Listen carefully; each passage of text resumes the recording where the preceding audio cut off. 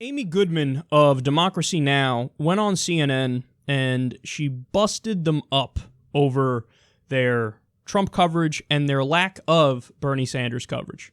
We've heard people on this show before in the summer and the fall say, actually, Trump should have gotten more coverage early in his campaign because he is such a dominant force. What do you say to that? I mean, I just say, look at what is happening today. Let's look at Super Tuesday 3. You had major coverage here at CNN, at MSNBC, at Fox, all the networks across all through the night as the polls are closing. You see the concession speeches and the great victory speeches. You see Hillary Clinton, Ted Cruz, Kasich. You see Donald Trump. You're waiting here at CNN, MSNBC. They said he's going to hold a news conference. Of course, it didn't end up being one. Right. And that's it. Where was Bernie Sanders? Well, in fact, Bernie Sanders was in Phoenix, Arizona before thousands of people. And as the networks were waiting for Donald Trump and all the pundits are weighing in, they don't even say that Bernie Sanders is about to speak. This was the moment. Is that because he was the biggest loser of the night? No, because they did not know that at the point. At that point, it looked like he could take Illinois and Missouri, and CNN was very good at stressing this. They said they didn't know. Hillary Clinton came in early, afraid maybe that she might lose her own state, Illinois. So everyone was waiting. This is when Wolf Blitzer and Anderson Cooper were saying, we don't know. And he gives a speech, but they don't only, a few weeks ago it was holding on to Hillary Clinton's speech for an hour news conference of Donald Trump as he sold his steaks and his magazines and his water and everything else he had on the stand.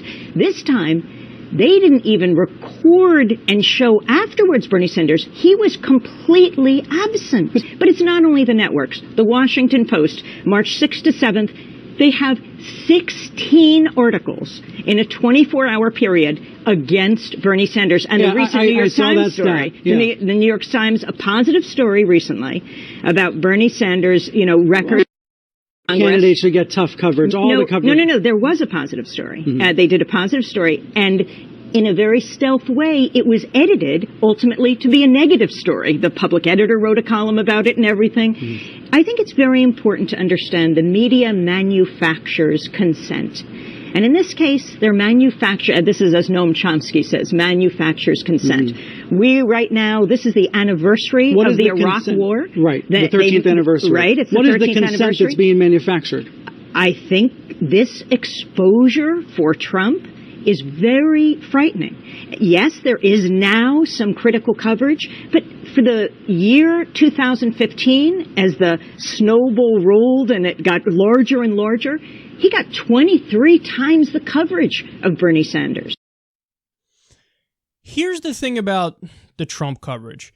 It's not like the mainstream media wants Trump to win. It's just that he's a ratings bonanza for them, which means that they make a lot more money, so oftentimes they cover him to the exclusion of other candidates, which they shouldn't do if they actually give a shit about journalistic integrity and their jobs.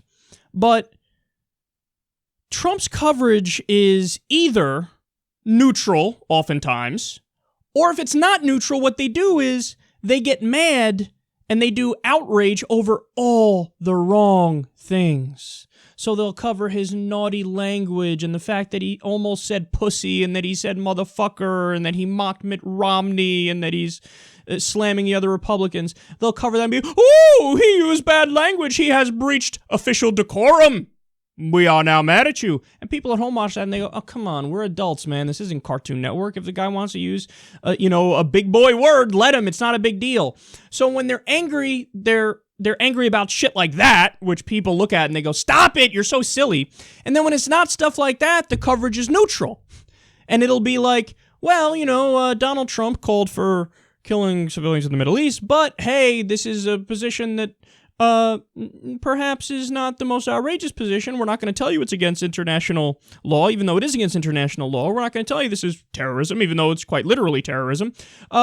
He is in favor of, he has a hawkish foreign policy in this respect, and Hillary Clinton and Bernie Sanders say that that's not the right way to go.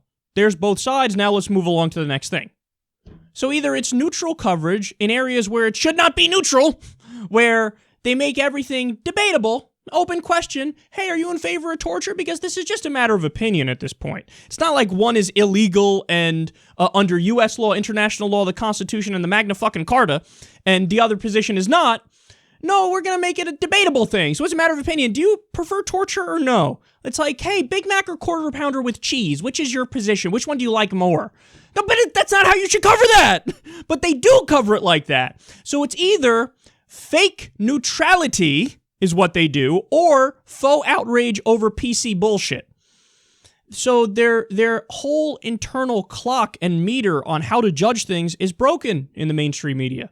And as a result, Trump gets a tremendous amount of coverage, and then he rises in the polls, and then he wins elections, and then the media turns around and goes, I can't believe he's doing so well. Well, you're part of the reason why he's doing so well. So that's where we're at today. And they've allowed a climate where Trump, being a grotesque human being and an abhorrent warmonger, is now viewed in the eyes of many as he's just keeping it real.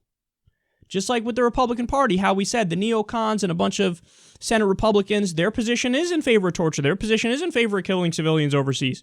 But they never just come out and say it. They would talk in coded language and imply that that's what we should do, but say, oh my God, but it's so horrible if it happens, but hey, we should kind of do that. Well, Trump comes along and drops the pretense, stops the bullshit, and just says it. And then the media, since they're so broken, they're like, I guess that's one of the positions, right? That's the right-wing position. The left-wing position is we shouldn't do that. That's the thing that's not debatable. That's where you should have your outrage, but they can't do it. They can't muster the outrage in the right spots. So the rise of Trump is attributable to a broken media that cares about neutrality over objectivity, and sensationalism and PC outrage when they are outraged over actual genuine outrage about wretched policy positions. And you need a media that's willing to just keep it real. But if you have somebody keeping it real about Trump, they would say, hey, man, this guy is a fascist. This guy's an authoritarian. This guy's not going to care about checks and balances. This guy's against the First Amendment of the Constitution, as he says all the time. I'm going to open up the libel laws and sue people who disagree with me and come after me. That would be a media keeping it real. But if the media does keep it real, then what happens? People on the right would turn around and scream liberal bias. And the media is also so afraid of being accused of having a liberal bias that that's why they call it 50-50. That's why they say, hey, this is an open question. I'm giving you both sides here, even though one of the sides is fucking insane, warmongering, bloodthirsty fascists. So, that's the position we're in right now, and Amy Goodman's 100% right. Could you imagine if we had a media climate where, I've always said, why not grade it?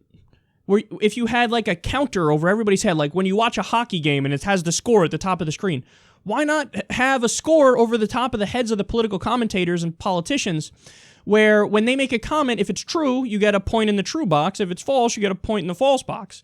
And then, so when you look at Donald Trump giving a speech and you have the scorekeeper over his head, it'll say, oh, wrong. So inaccurate points he made, 4,312.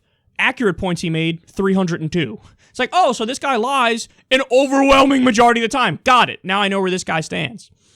And if that was the case, Bernie Sanders would have roughly 3 statements that are not true and 17,000 that are true. And people go, oh, this guy's honest. See, they're fact-checking. That's the media's job, is to fact-check those in power and give us data and information. They don't do that now. They give us faux neutrality. And if ever there's outrage, it's over PC bullshit and not outrage in areas where there should be outrage.